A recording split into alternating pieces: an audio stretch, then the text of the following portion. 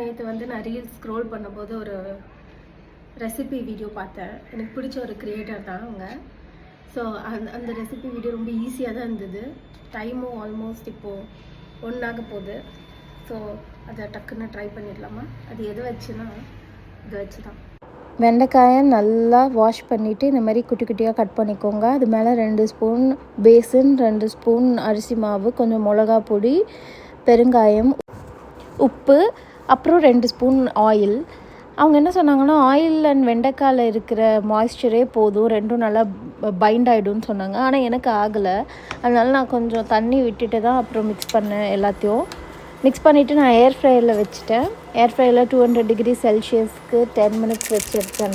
நீங்கள் ஆயிலில் ஃப்ரை பண்ணி எடுத்தால் இன்னும் கூட டேஸ்ட்டாக வரும்னு நினைக்கிறேன் இந்த ரெசிபிக்கு.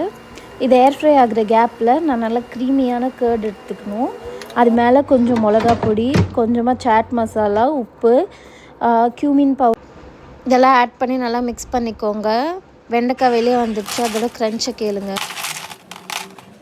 இப்போது இந்த கர்ட் மேலே சாப்பிட்றதுக்கு ரைட் பிஃபோர் தான் நீங்கள் அதை ஆட் பண்ணி சாப்பிடணும்.